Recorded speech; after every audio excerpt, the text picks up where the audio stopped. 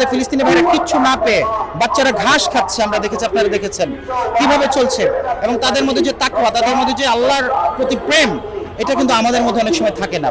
ফিলিস্তিনের মুক্তি আসবে একটা সময়ে, এটা ইসলামিক স্কলাররা জানেন, এটার ব্যাপারে ভবিষ্যৎবাণী আছে, আল্লাহ রাসূলের আছে। আমি একজন মুসলমান হিসেবে আমি নিজে অনুতপ্ত, আমি অনুতাপ প্রকাশ করছি মুসলমান হিসেবে, যে আমার উচিত ছিল যে এখানে আমি একটা নতুন টুপি না কিনে, পাঞ্জাবি না কিনে সেই টাকাটা যদি আমি দিতে পারতাম। সত্যি কথা, আমি এটা মন থেকে বলছি, যে প্যালেস্টাইন তারা কিভাবে মানে ঈদ দূরে থাক, তাদের প্রতিটা সেকেন্ড কিভাবে যাচ্ছে, প্রতিটা মুহূর্ত কিভাবে যাচ্ছে, আমরা অনেক সময় ভুলে যাই। আসসালামু আলাইকুম। সারা পৃথিবীর সমস্ত মুসলমানকে বাংলাদেশ জাতীয় ঈদ মানে মসজিদের প্রাঙ্গণ থেকে ঈদ মোবারক জানাচ্ছি, সালাম এবং ঈদ মোবারক, আপনাদেরকে ঈদ মোবারক।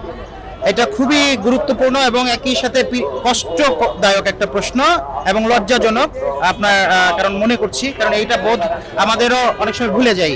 আজকে আমরা এখানে আল্লাহর রহমতে বাংলাদেশিরা স্বতঃস্ফূর্তভাবে ঈদ উদযাপন করতে পারছি এক মাস সিয়াম সাধনের শেষে, কিন্তু আমাদের মুসলিম ভ্রাতৃত্ব যে প্যালেস্টাইন, তারা কিভাবে মানে ঈদ দূরে থাক, তাদের প্রতিটা সেকেন্ড কিভাবে যাচ্ছে, প্রতিটা মুহূর্ত কিভাবে যাচ্ছে, আমরা অনেক সময় ভুলে যাই। সিয়াম সাধনের মাসেও আমরা স্মরণ করেছি, আজকেও দোয়া হয়েছে প্রত্যেক মসজিদে মসজিদে, আমার বিশ্বাস।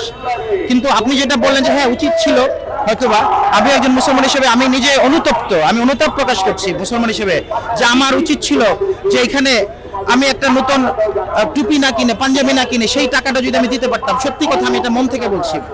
তারপরও আমরা আল্লাহর কাছে সবসময় দোয়া করি যে আমরা ফিলিস্তিন, কারণ এটা আপনারা জানেন, এটা ঐতিহাসিক সত্য যে ফিলিস্তিনের মুক্তি আসবে একটা সময়ে, এটা ইসলামিক স্কলাররা জানেন, এটার ব্যাপারে ভবিষ্যৎবাণী আছে, আল্লাহ রাসূলের আছে, এবং আপনার এটা হয়তো আরো কিছু ঘাত প্রতিঘাত পোহাতে হবে, কিন্তু ইনশাআল্লাহ একদিন ফিলিস্তিনের বিজয় হবে।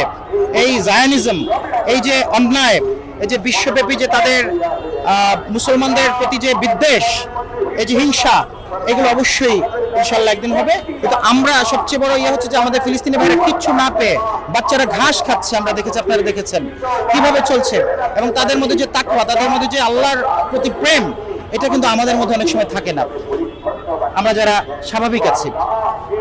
তো আমরা দোয়া করি আল্লাহ যেন ফিলিস্তিনবাসীকে তাদের এই ইমানি জোরের কারণে তাদেরকে অবশ্যই দুনিয়াতেও যেন সম্মান দেন, আখিরাতে অবশ্যই তারা সম্মানিত হবেন। এটা আমি মুসলমান হিসেবে, একজন সাধারণ মুসলমান হিসেবে আমার বিশ্বাস, এবং আপনাদেরকে এই প্রশ্নটি করার জন্য অন্তঃস্থল থেকে দোয়া করছি যে এই ইস্যুটা সামনে এনেছেন, আমি কিন্তু ভুলে গিয়েছিলাম আজকে।